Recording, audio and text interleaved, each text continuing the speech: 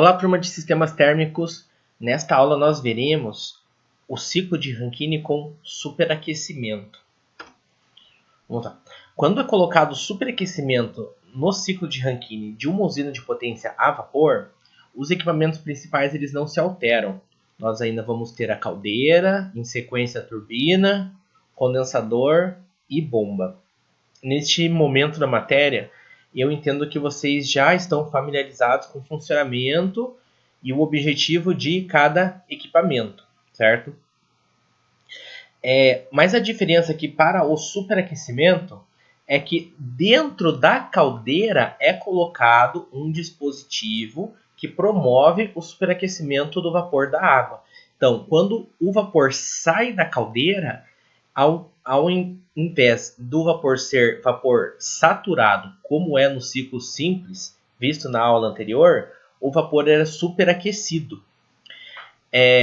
Este superaquecimento ele ocorre dentro da caldeira, então não é colocado um outro equipamento no ciclo para que isso aconteça, certo? Ainda são os 4 equipamentos básicos apontados aqui neste desenho. Mas vamos ver lá como que a gente desenha do esquema da instalação de potência para o diagrama TS, certo? Como eu falei para vocês, os equipamentos são os mesmos e é colocado um dispositivo interno que é um superaquecedor. Já comentei com vocês também que no segundo bimestre que nós vamos estudar o interior de cada um dos equipamentos, né? Agora a gente está estudando o ciclo, no segundo a gente vai estudar como funciona a caldeira e como que funciona a turbina, certo? Condensador e bomba são de outras disciplinas, de transferência de calor e de máquinas de fluxo. E então nós vamos ver, quando estudar o interior da caldeira, como que é um superaquecedor e como que ele faz o vapor ser superaquecido. Aqui nós vamos, como a gente está estudando a instalação de potência, a gente não está preocupado com o que acontece dentro da caldeira, mas só com o quanto que ela aquece o vapor, certo? Por ser os mesmos equipamentos, aquela notação numérica da entrada e saída dos equipamentos continua a mesma. Sempre, isso para qualquer um dos ciclos, depois a gente vai ver ciclos que tem mais equipamentos, mas sempre a entrada da turbina vai ser o número 1, certo? Daí a partir da entrada da turbina que nós vamos numerando o restante. Então a turbina entra no número 1 e sai no número 2. Lembra que as tubulações elas são ideais, então o estado que sai da turbina é o mesmo estado que entra no condensador aqui, por exemplo, por isso que eu coloco o número 2 aqui e aqui, para não ter confusão. E vai numerando para todos os equipamentos.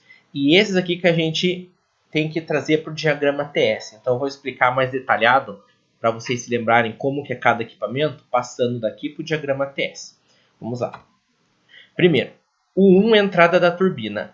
A turbina agora vai entrar vapor superaquecido. E o vapor superaquecido é um vapor que fica nessa região aqui. Olha, vai ficar em algum lugar aqui na direita. Lembram que no nosso diagrama TS, essa região aqui é de líquido. Essa região aqui central, abaixo do domo de vapor, é onde tem líquido mais vapor. E essa região para cá, à direita, é o vapor superaquecido. Então, aqui está líquido. Se nós adicionarmos calor, eu vou fazer o desenho aqui de como que acontece para a gente se lembrar.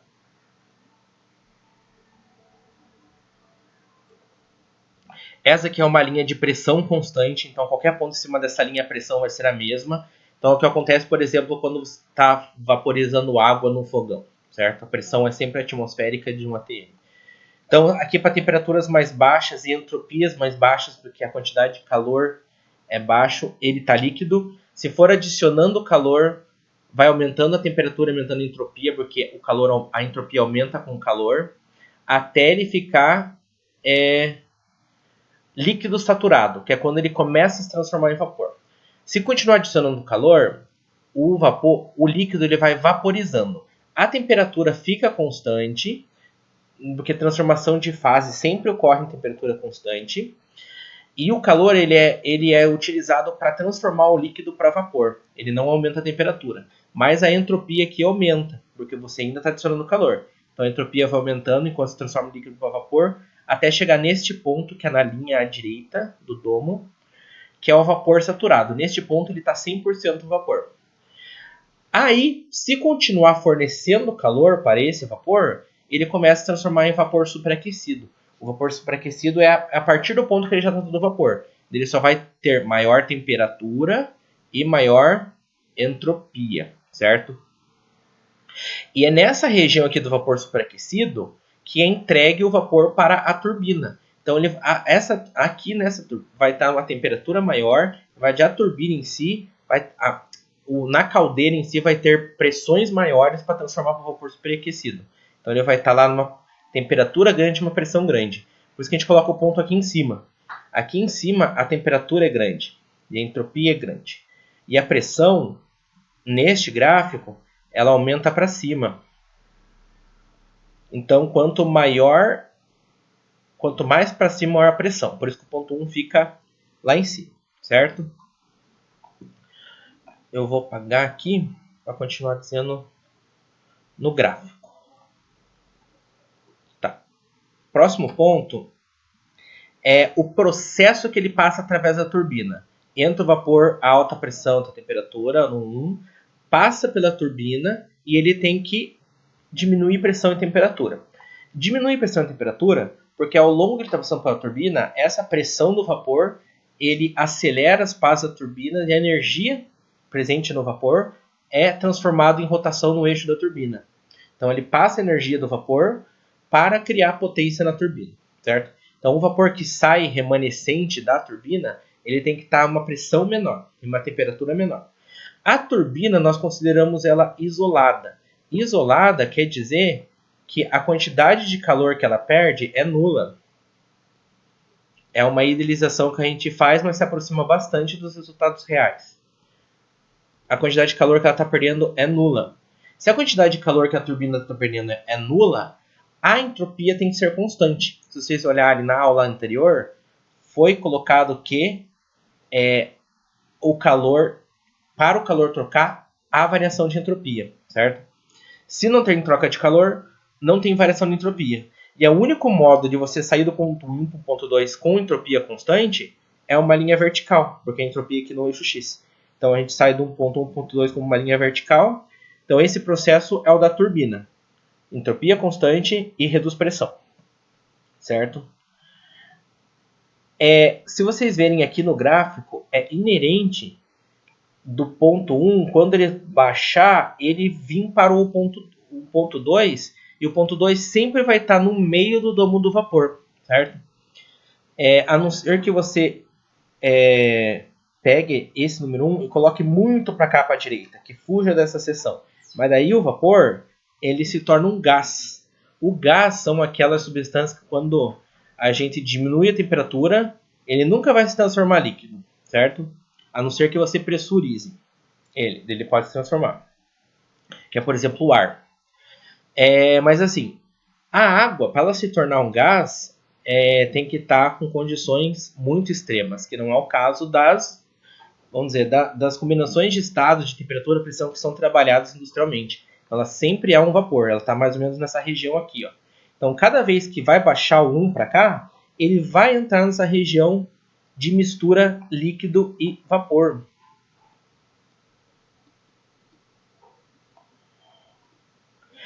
Como ele entra nessa região de mistura líquido e vapor, no ponto 2 vai ter uma mistura líquido e vapor. O resultado disso é que quando o vapor, que está vapor seco, superaquecido, entra na turbina, lá na saída da turbina vai ter gotículas de água líquida condensadas no vapor. Então vai ter condensado, certo? E essa quantidade de condensado é em relação ao lugar que o ponto 2 para. Lá nas contas a gente vai ver, mas se a gente traçar uma linha, que eu vou tentar fazer reta, aqui pelo ponto 2,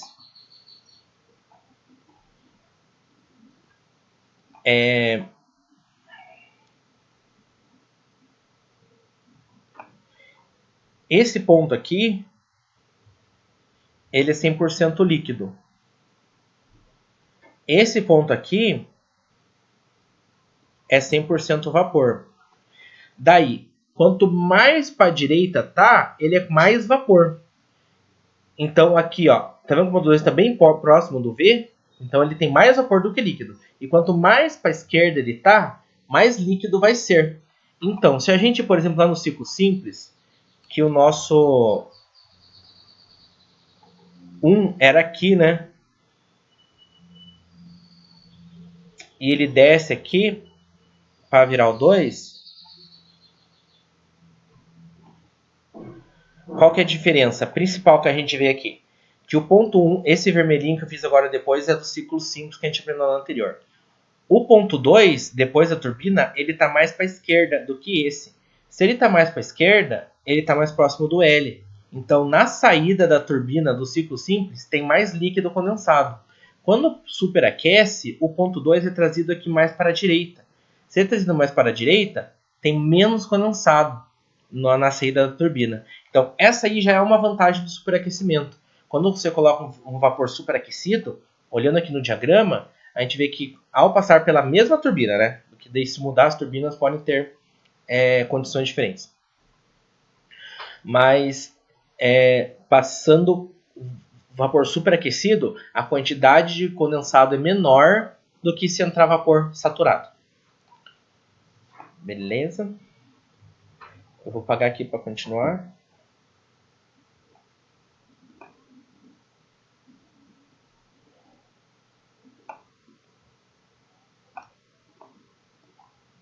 Tá. O próximo é do 2 por 3. Os 2 por 3 é do condensador. O condensador ele recebe vapor aqui no 2, que tem líquido condensado, a gente já falou sobre isso, tem gotículas de líquido condensado nele. E o condensador ele condensa o vapor remanescente. Todo o resto do vapor ele tem que transformar em líquido. Isso ocorre a pressão constante. Sempre quando o equipamento tem transformação de fase, ocorre a pressão e temperatura constante. Transformação de fase quando se transforma de líquido para vapor, vapor para líquido. O condensador é o transformando de vapor para líquido. Ele entra vapor e sai líquido. Como tem transformação de fase através dele, acontece a pressão e temperatura constante. Isso é muito importante lembrar, gente, que a gente ajuda nos cálculos, quando a gente saber que não vai variar a pressão, não vai variar a temperatura, certo? O condensador, vamos dizer, ele é projetado para que vire até líquido saturado, certo? Quando vira líquido saturado, ele sai do condensador. Então, ele condensa desde vapor úmido até líquido saturado. E, na verdade, assim, ele é projetado desse modo porque para você transformar em líquido comprimido ou líquido subresfriado, que é o nome quando a gente dá quando o líquido está mais para cá, você tem que continuar retirando o calor, tem que continuar resfriando. E não é assim que acontece com o condensador. O condensador vai passar a tubulação de água gelada lá do sistema de arrefecimento, vou desenhar aqui assim, ó. Vai passar a água gelada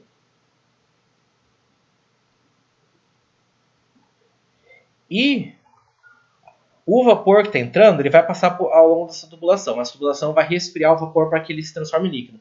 Mas na hora que ele se transforma em líquido, vamos dizer, ele já pinga e já continua. Ele não fica ali o líquido passando de novo pela tubulação até ele se subresfriar. O vapor passa pela tubulação. Na hora que o vapor, que está a tubulação aqui, né? Na hora que o vapor passa pela tubulação, ele se transforma em líquido. Na hora que ele vira líquido, ele pinga e é levado pro resto na continuação do ciclo, certo? Então o que continua é líquido saturado. Por isso que a gente consegue falar que o ponto 3 ele para até aqui a linha. Beleza?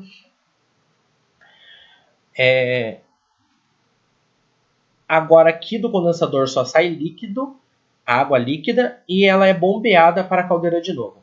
O processo de bombeamento, como ele é colocado potência, né? É colocada a potência aqui na bomba para ligar a bomba, e a bomba fornece energia para a água. Para ela poder ser elevada, a água ela vai ser pressurizada, certo? Ela vai aumentar de pressão e de entalpia, na verdade, vai aumentar a energia da água para ela poder ser elevada. Esse aumento de pressão ele vai se dar do ponto 3 subindo para um ponto aqui no diagrama TS. Mas ele poderia ser para cá, que eu estou apontando, mas para a direita poderia ser reto. Como que a gente escolhe o ponto? A bomba, a gente também considera que ela não troca calor, que ela é isolada. Porque perto das potências, por exemplo, produzida pela turbina ou consumida pela caldeira, o trabalho da bomba, que é a potência que ela consome, é muito baixo. E a perda de calor que ela está perdendo para o ambiente também é muito baixa. Então a gente consegue desconsiderar essa perda de calor, certo? Igual acontece na turbina. Desconsiderando a perda de calor, a entropia tem que ser constante. Esse CT é de constante. Sendo constante, a única maneira é fazer uma linha reta para cima. Então foi do ponto 3 para o 4, 4 é a saída da bomba hidráulica. A bomba leva para a caldeira e a entrada da caldeira, que é o ponto 4 também. O que a caldeira faz? A caldeira entra líquido e sai vapor superaquecido. Então ela vai ter 3 etapas aqui. Só que essas etapas vão estar dentro da caldeira, então a gente não precisa numerar cada uma dessas aqui. Até na explicação depois lá, elas vão estar numeradas, cada um desses pontinhos, mas não é necessário. Do ponto 4 está líquido. O calor que a caldeira fornece para o líquido, a caldeira vai fornecer uma quantidade de calor para o líquido, vai ser utilizado para primeiro aquecer o líquido. O líquido aquece até virar líquido saturado. Quando ele vira líquido saturado, ele começa a vaporizar. Do líquido vaporiza até virar vapor saturado.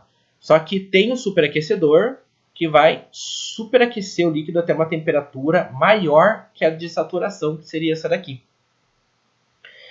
E até voltar para o ponto 1, que é a saída da caldeira, que vai ser fornecido para a entrada da turbina. Lembrando que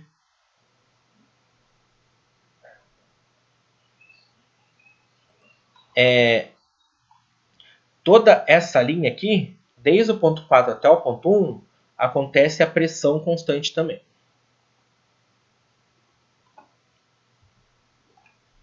Vou pôr para cá. Essa linha aqui acontece a pressão constante, certo? Pontos importantes lá que são as trocas de energia, que é o objetivo do nosso cálculo aqui na nossa disciplina. É calcular, na verdade, as energias trocadas pelos equipamentos, que é assim que a gente dimensiona e seleciona eles. A turbina, deixa eu apagar aqui que vai escrever por cima.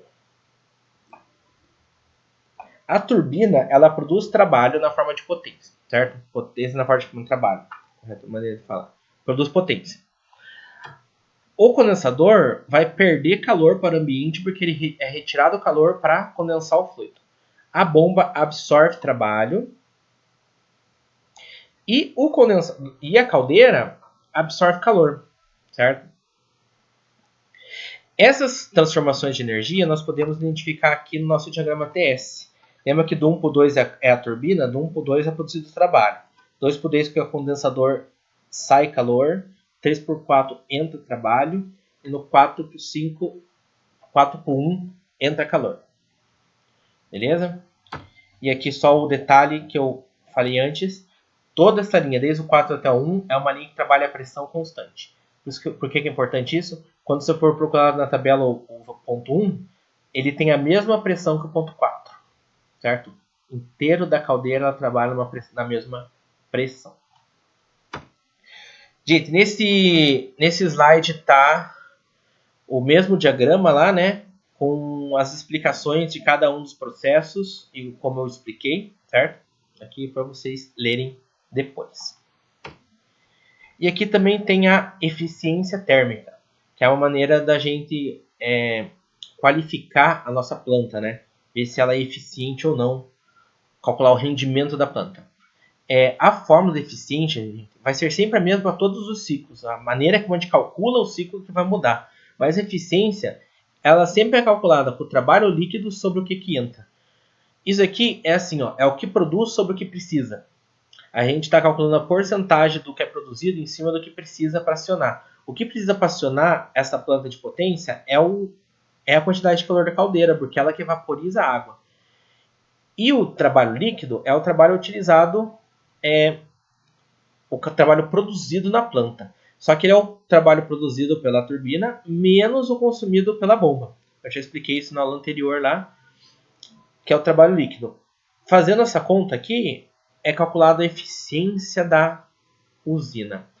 O que esses números vão dizer? Se ele for 100%, eu estou dizendo que todo o calor consumido pela caldeira vai ser produzido pela turbina.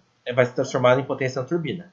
Isso é incorreto porque a gente sabe que ele perde calor aqui no condensador. Então ele já não pode ser 100%, ele vai ser sempre menor que 100%. E quanto menor o valor, menos trabalho vai ser produzido a partir do calor da caldeira, certo? E agora nós vamos aplicar tudo isso em um exercício numérico aqui. Este exercício, gente, ele tem quase todos os mesmos valores do exercício de aplicação anterior, que é o exercício do ciclo de Rankine simples. Então ele utiliza vapor d'água como fluido de trabalho, só que é um ciclo com superaquecimento. O vapor vai entrar na turbina 8 MPa. Se vocês olharem no exercício anterior, é a mesma pressão, só que ele vai ser superaquecido para 480 graus Celsius, não é na temperatura de saturação, ele vai ser superaquecido. É a única diferença. E o líquido saturado vai sair do condensador a uma pressão de 0,008 MPa, que também é a mesma pressão do exercício anterior. E a potência líquida de sair do ciclo é de 100 MW. A gente quer uma planta de potência que produza trabalho líquido de 100 MW. E está pedindo para nós determinarmos várias coisas. Então, o exercício é parecido com o anterior, porque a gente só vai ver o que muda quando faz o superaquecimento do fluido. A gente consegue comparar os dois, certo? Vamos lá. Aqui está o desenho completo da instalação. Gente, na lista de exercício 1 eu acabei não pedindo como um item. Agora na lista de exercício 2 eu vou pedir. Eu quero que vocês desenhem isso daqui de cada instalação, na lista de exercício, certo? Na verdade, desenhar já é mais fácil para entender, mas eu quero que vocês desenhem. Então vai estar aqui, aqui é o diagrama da planta e aqui é o diagrama TS, certo? Então esse aqui vai ser a letra A dos próximos exercícios de vocês. E tem as pressões dadas pelos exercícios. No exercício agora com superaquecimento, foi colocado que na turbina a pressão é de 8 MPa. Lembra que a gente sempre tem dois níveis de pressão, a pressão na turbina e a pressão no condensador.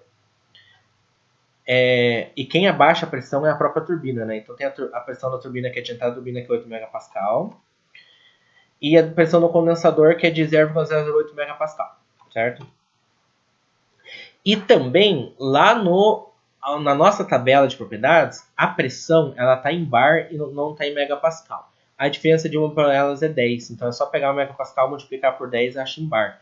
Então, a turbina, que é essa pressão no ponto 1, que é toda essa linha aqui no diagrama TS, ela tá em 8 megapascal, que é a mesma coisa que 80 bar, multiplicado para 10. Então, todo esse ponto, desde 1 até o 4, está 80 bar. E a outra pressão, que é do condensador, que é do ponto 3 ao 4, do 2 ao 3, 2 ao 3, que é o condensador, é o 008 bar. Aqui, tem dois zeros, depois a vírgula, multiplica por 10, fica só com 1, certo? Aqui está multiplicado por 10. Então, a gente tem dois níveis de pressão, pressão da turbina e pressão do condensador. O objetivo do exercício é nós determinarmos os valores de todas essas potências, certo? Mas para determinar o valor de todas as potências, a potência da turbina e da bomba e as quantidades de calor trocada na caldeira no condensador, tem que calcular as entalpias de todos os pontos de interesse. Os pontos de interesse sempre são a entrada e saída dos equipamentos. Nesse caso tem 4, que é o ponto 1, 2, 3 e 4. São esses pontos que a gente tem que calcular as entalpias. Vai ser bem parecido com o anterior, com o exercício da aula anterior. A diferença agora é que a gente tem um ponto de vapor superaquecido, que é o ponto 1. E aqui que vai ser diferente para nós resolvermos o exercício, certo? Então vai lá. Primeiro, a gente começa com os pontos que a gente pega direto da tabela. Esses pontos são os pontos que estão em cima da linha, que são os pontos saturados. Aqui em cima da linha só tem um ponto, que é o ponto 3, certo? Só que o ponto 1, os pontos de vapor superaquecido, também tem direto na tabela. Então a gente começa pelos pontos de vapor superaquecido, que é qualquer um que esteja nessa região, e os em cima da linha. No caso aqui só tem dois, né, que é o 1 e o 3. E aí nós vamos olhar na tabela. Vamos lá. O ponto 1, vamos só primeiro decorar os valores aqui. Ele tem que ser, para olhar na tabela, sempre tem que saber duas coisas dos pontos, certo? Se não saber duas coisas, não consegue interpolar para a gente pegar o valor das outras propriedades. Então, no ponto 1, a gente sabe duas coisas. Tem a pressão, que é de 80 bar, e a temperatura, que é de 480 graus Celsius. Então, eu vou agora abrir a tabela de propriedades. Ó, lembrando na tabela que são 3 tabelas. Tem essa daqui, a primeira, que é a de água saturada, que são os valores em cima da linha. Só que a primeira coluna é temperatura, não é o nosso caso. Daí a segunda tabela também é de água saturada, que são os valores em cima da linha lá do domo de vapor. Só que a primeira é pressão. Como a gente está no ponto 1, que é vapor superaquecido, não é essa tabela de água saturada. A tabela de vapor superaquecido é essa aqui, ó, que é chamada tabela 4. Propriedades do vapor da água superaquecido, que são esses quadradinhos, certo? Então, é aqui que a gente vê as propriedades do vapor superaquecido. E como que essa tabela funciona? Ela é em função da pressão. Se vocês pegarem o título de cada uma, ó, tem a pressão. Esse aqui é a pressão de 0,06 bar. Esse aqui 0,35. A nossa caldeira está a 80 bar. Então a gente tem que procurar aqui o 80. Ó, 1 bar, 1,5, 3, 5. Tá vendo que ele está subindo um pouco? Provavelmente vai estar lá embaixo. 20, 40, 80. Olha essa daqui, ó, pressão 80 bar. Então todo esse quadrado aqui é do vapor superaquecido a 80 bar, certo? Nesse quadrado, eu vou subir um pouco lá para a gente ver os títulos. Ó. Primeira coluna é o V, que é o volume específico, o U é a energia interna, a terceira coluna é o H, que é a entalpia, e a quarta coluna é o S, que é a entropia. E ele é em função da temperatura de superaquecimento. Então, lá no nosso exercício, era... Deixa eu pegar aqui. Era 80 bar, certo? E a temperatura de 480. 480, então vou marcar aqui a temperatura. Está aqui a temperatura de 480. E o que a gente quer descobrir é a entalpia. Ó, a entalpia é o que a gente quer descobrir. A entalpia é a quarta coluna. Essa aqui que é a coluna de entalpia. Então, o nosso valor é esse aqui, ó, o 3348,4, que é o valor de 480 e 80 bar, certo? Daí nós voltamos lá no nosso exercício e anotamos o valor de 3614,4 com o valor de entalpia no ponto 1. Beleza? O ponto 3, ele é o ponto de saturação, que é o ponto que fica entre o líquido e o vapor. Então é lá naquelas tabelas de saturação. O ponto 3 ele tem a pressão de 0,08 bar, certo? E ele é de líquido saturado. A gente também precisa saber duas coisas. E quais são as duas coisas que a gente sabe? A pressão, que é 0,08, e que é líquido saturado, certo? Então vamos lá na tabela. Aqui está na tabela de vapor superaquecido. A gente sobe até a tabela de pressão saturada. A tabela de pressão saturada é essa daqui. Ó. Propriedades da água saturada, a primeira coluna é pressão. A primeira coluna é pressão, a gente pega a nossa pressão, que é 0,08 bar. 0,08 bar... Deixa eu destacar aqui. Tá aqui, ó. Essa é a minha pressão de 0,08 bar. E o que eu quero é a entalpia. A entalpia está aqui, ó. É esses três colunas, certo? A primeira é de líquido saturado. A última é de vapor saturado. Nosso ponto 3 é líquido saturado. Então o valor vai ser esse daqui, ó. Líquido saturado aqui vai ser 173,88.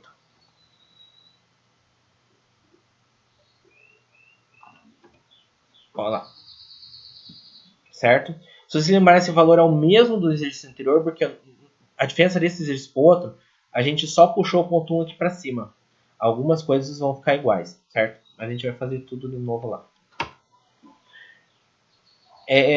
Ali, então, a gente calculou a entalpia do ponto 1 e do ponto 3. Deixa eu pegar aqui. Então a gente calculou essa entropia e calculamos essa entropia. Falta do ponto 2 e do ponto 4.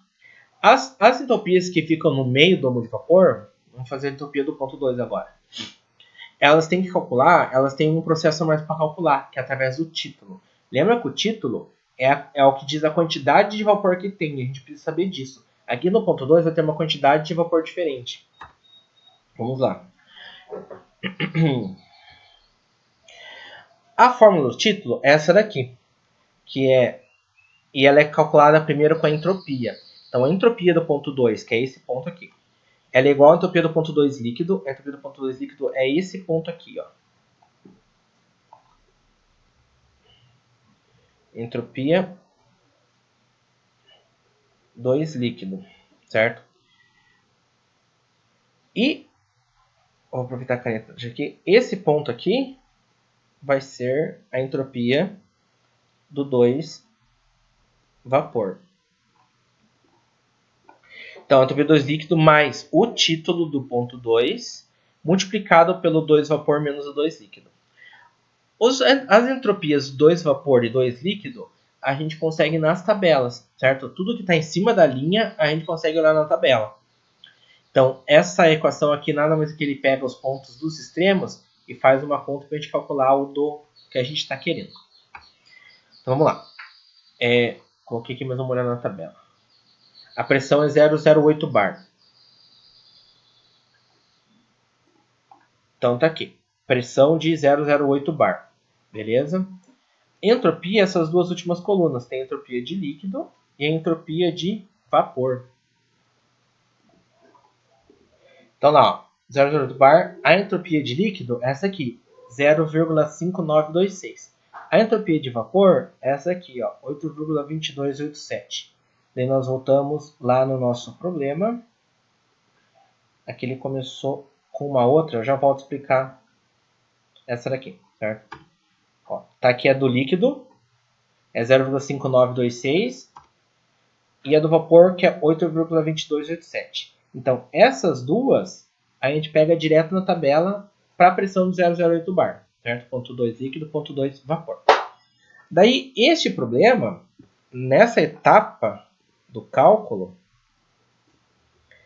o que a gente quer descobrir é o título, na verdade. A gente utiliza a entropia para calcular o título. Então, a gente... Perdi meu mouse. A gente tem esse daqui, que é 2 líquidos, 2 vapor, e esse 2 líquidos.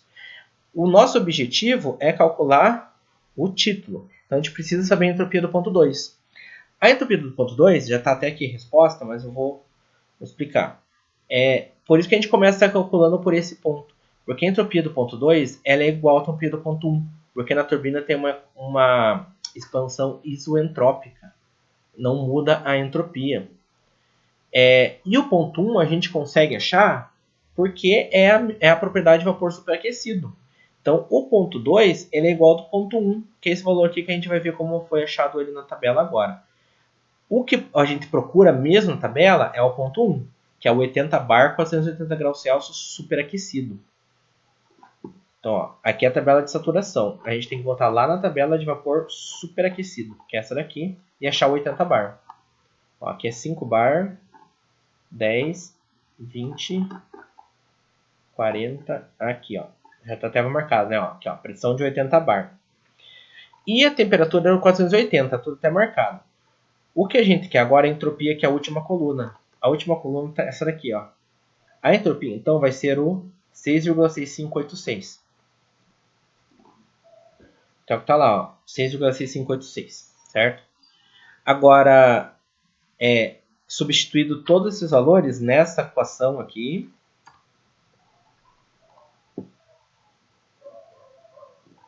certo? Essa equação, gente, como é tudo, só tem entropia. X não tem, o título não tem unidade, o título é uma porcentagem. Daí as outras coisas são todas entropias, são todas a mesma unidade, eu não preciso converter as potências de 10 aqui, eu posso deixar assim, certo? Então, só substituo. E fazendo a conta lá, a gente chega que o x2 é igual a 0,7944. O que significa isso? Que 79,4% é vapor.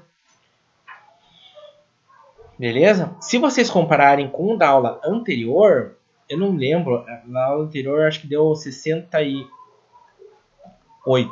alguma coisa assim. O X2 aumentou aqui para o superaquecimento, porque tem mais vapor do que líquido. Lá no anterior, que o título era menor, significa que tem mais vapor do que líquido, na verdade, só que tem mais líquido que essa condição aqui, certo? Próximo. Então a gente calculou quais entalpias já. Calculamos A1, A3 e acabamos de calcular 2. Falta A4. Daí a gente tem que lembrar o que é o ponto 4. O ponto 4 ele é de líquido comprimido. Líquido comprimido é sempre tudo que está aqui nessa região de líquido que não é saturado. Líquido comprimido não tem tabela, então a gente vai utilizar de um artifício para calcular o ponto 4. E esse artifício é o da... Tá, gente. No slide anterior, deixa eu voltar lá. Eu já estava comendo bola aqui. A gente calculou o X2, a gente não calculou a entalpia do ponto 2 ainda. A gente calculou só o título do ponto 2. Antes de calcular o ponto 4, a gente tem que calcular a entalpia do ponto 2. Então vamos lá. Pode calcular a entalpia do ponto 2 ainda. Aqui, ó, entalpia do ponto 2, que a gente só calculou o título. A entalpia do ponto 2 a gente calcula com a fórmula do título também. Daí a fórmula do título é igualzinha, só que ao invés de utilizar a entropia, é colocado a entalpia. Então tem a entropia do ponto 2 vapor, do ponto 2 líquido, do título do 2, certo? E é calculada a entalpia do ponto 2. O título a gente já calculou 0,79. E as entalpias do ponto 2 a gente acha na tabela. Vamos lá olhar. O ponto 2, ele é líquido saturado, tá na região de saturação, que é essa tabela aqui, a 008 bar. Nós queremos as entalpias de líquido e de vapor. Então aqui, ó, 008 bar, entalpia de líquido 17388 e de vapor 2577, certo?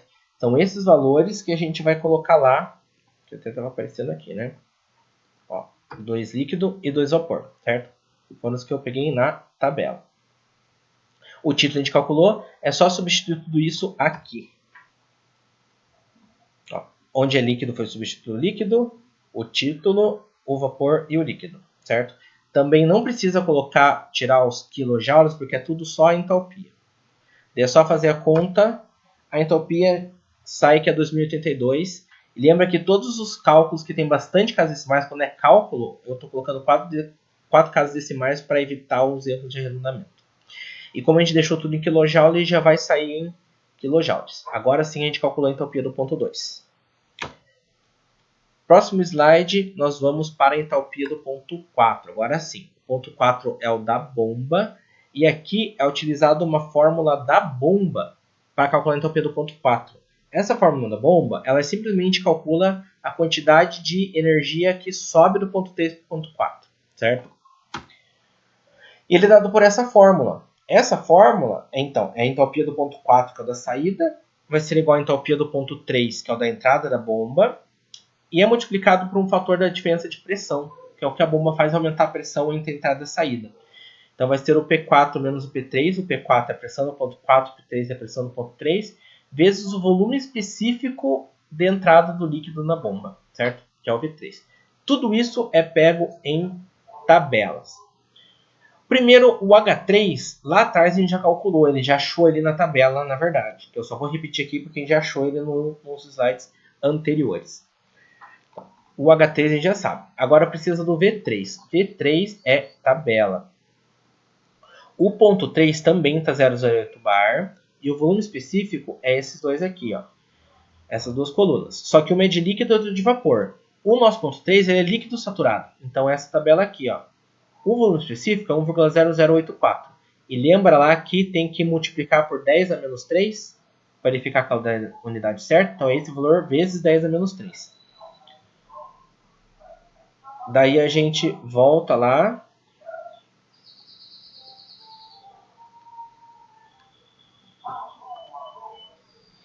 Anota o valor do volume específico, certo? E agora o que falta é a pressão 4 e pressão 3. Pressão, gente, é direto na tabela, são os dados do exercício. Não é de olhar É direto aqui no diagrama, não é de olhar nas tabelas, certo? O ponto 4 tem a pressão de 80 bar. Lembra que o ponto 1 e o ponto 4, que ali na caldeira, ele funciona a pressão constante? Então o ponto 4 é 80 bar. Mas agora, aqui na conta, a gente tem que voltar para megapascal. Porque megapascal é a unidade que combina aqui com o joule e com o metro, certo? Então é só dividir por 10. Lembra que para transformar de mega para bar, multiplica por 10, ao contrário, divide.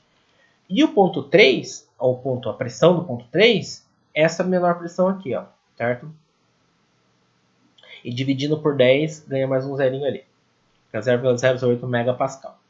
Daí pegar todos os valores e substituir aqui na fórmula da entalpia 4.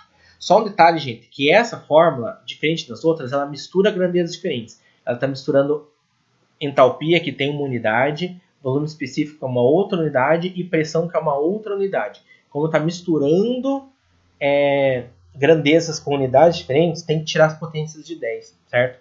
Então, ó, aonde tem quilo, foi colocado 10 ao cubo. Esse 10 menos 3, na verdade, é do volume específico, não é das potências de 10. E o megapascal é 10 na sexta. Fazendo a conta, a gente descobre que o resultado fica 181,9415. Beleza? Aqui, então, nós conseguimos calcular todas as entalpias. Lembra que isso é só o início do exercício. O que ele está pedindo é para calcular as potências, certo? Só que o mais trabalhoso é calcular as entalpias. A partir daqui, não fica tão complicado. Primeira coisa que ele está pedindo é a vazão máxima de vapor. Vazão máxima de vapor, a gente tem que calcular com alguma coisa que nós temos no problema. Ele sempre vai dar alguma coisa, ou vai dar alguma potência, alguma quantidade de calor. Tem que dar alguma potência ao longo do problema para conseguir determinar a vazão máxima. O que foi dado é o trabalho líquido. O trabalho líquido foi dado que ele é 100 megapascal. Você quer uma usina de potência que produza 100 megawatts. Desculpa, 100 megawatts. E é isso que a gente vai utilizar para calcular a vazão máxima. A potência líquida, ela é a da turbina menos a da bomba. Produzido na turbina menos o trabalho da bomba. E a gente consegue calcular cada um, certo? Lembra que essas formulazinhas, na aula anterior, eu ensinei a vocês como que a gente pensa, como montar elas. É sempre a vazão máxima vezes a variação de entalpias na entrada e na saída de cada equipamento. A turbina é entre 1 e o 2, que é essa linha vertical aqui, certo? A gente faz a subtração sempre para que ela fique positiva. A gente faz o maior menos o menor. Como que a gente descobre qual entalpia que é maior ou menor entre esses pontos? A entalpia, ela sempre é maior para cima e maior para a direita, nesse gráfico. Então, o ponto 1, a entalpia vai ser maior que o 2. Então, por isso que é H1 menos H2, certo? Tem menos, que é do trabalho líquido, trabalho da bomba. O trabalho da bomba continua sendo a vazão máxima, vezes a entrada e saída da bomba. A bomba está aqui, ó, 4 e 3. Só que olha agora, o 4 é maior do que o 3, porque o 4 está mais para cima. Então, fica H4 menos H3. Daí, substitui tudo. Substitui o trabalho líquido, que é os 100 megawatts, o mega 10 na sexta. A vazão máxima que a gente quer, e aqui onde está os H, a gente substitui todos os valores aqui. E lembra de tirar as potências de 10, porque a gente está misturando entalpia com massa, certo? E fazendo a conta, nós descobrimos que a vazão máxima do sistema tem que ser 79,5 kg por segundo, certo? Nesse caso, eu também coloco 4 casas decimais para diminuir os erros de arredondamento. Aí está a letra A, que é a vazão máxima. Letra B. Só copiei aqui de novo. É para calcular a quantidade de calor consumido na caldeira. A quantidade de calor consumido na caldeira é a quantidade de calor que entra no sistema, que é do ponto 1 ao ponto 4. Certo? Daí, tendo a vazão máxima, nós conseguimos calcular todas as potências. Tanto na forma de trabalho quanto na forma de calor. Aqui está a fórmula. Como que a gente monta a fórmula? Se a caldeira está no ponto 1 e ponto 4, é a vazão máxima vezes a diferença de entalpia entre entrada e saída. Só que qual que é a ordem da subtração? É sempre a maior entalpia com a menor. Neste caso, a entalpia 1 é maior que a entalpia 4, porque ele está mais para cima e está mais para a direita também. Lembra que a entalpia aumenta para cima e para a direita, este gráfico. Então, a entalpia 1 vai estar maior que o ponto 4, certo? H1 menos H4. Substituindo os valores, vazão máxima que a gente calculou no slide anterior, as entalpias que foi pegado aqui na listinha que a gente já achou, e colocando as potências de 10, a gente acha que o calor consumido na caldeira tem que ser 251,8 megawatts, certo? O C pede a potência produzida pela turbina. A potência produzida pela turbina é o trabalho da turbina.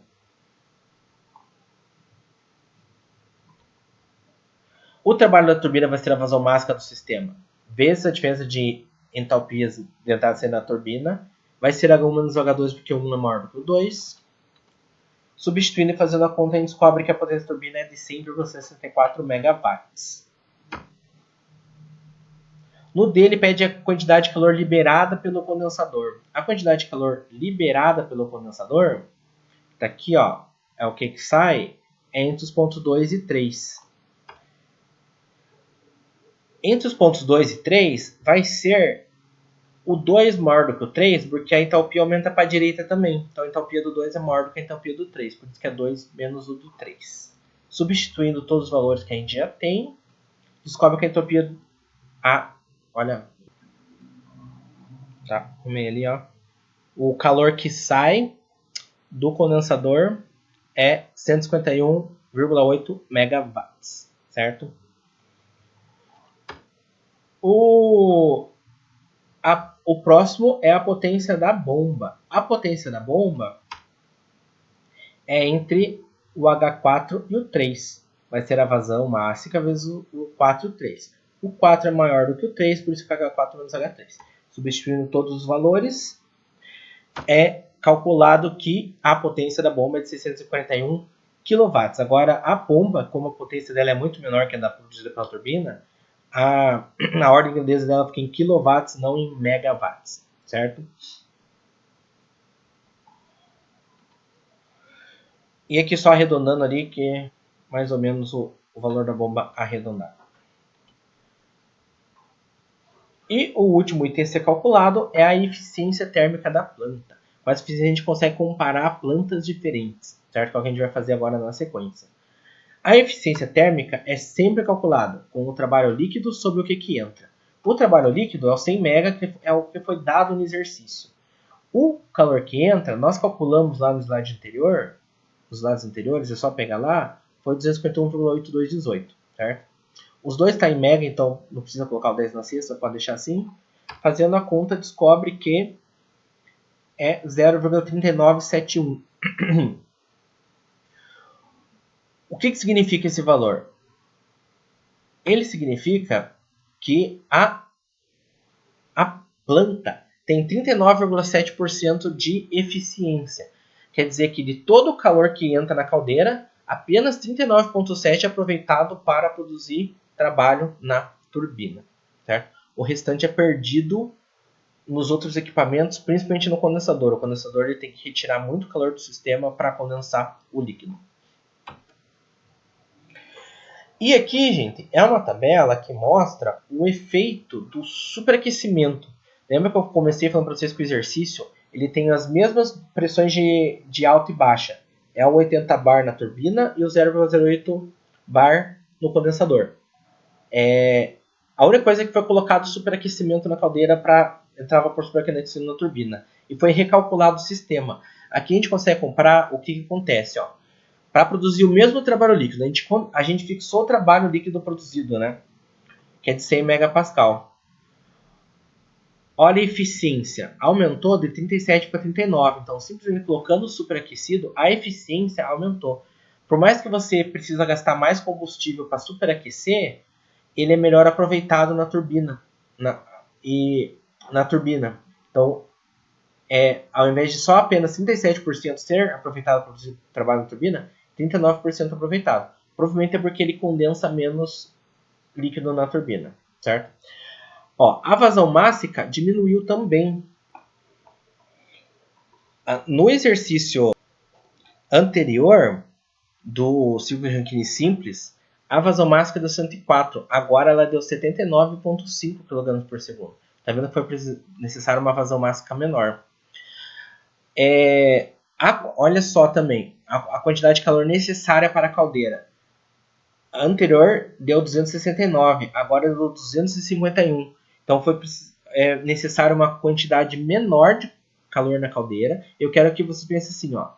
Ele está produzindo a mesma potência líquida, 100 megawatts. Então antes eu precisei de 270 quase para produzir 100 megawatts, agora está precisando de 250 megawatts de entrar na caldeira. Como que é conseguido essa quantidade de calor de entrar na caldeira? Queima do combustível. Então vai ser necessário menos combustível para produzir a mesma potência líquida da saída da planta, certo? O trabalho produzido na turbina ficou 100,64, ficou praticamente o mesmo, né? A diferença desses dois aqui é devido ao trabalho líquido devido ao trabalho líquido e isso devido à bomba, certo? Mas que aqui, ó, produziu um pouco mais, só que esse valor é utilizado pela bomba. Isso que ele produz a mais é utilizado pela bomba, porque é um trabalho líquido, né?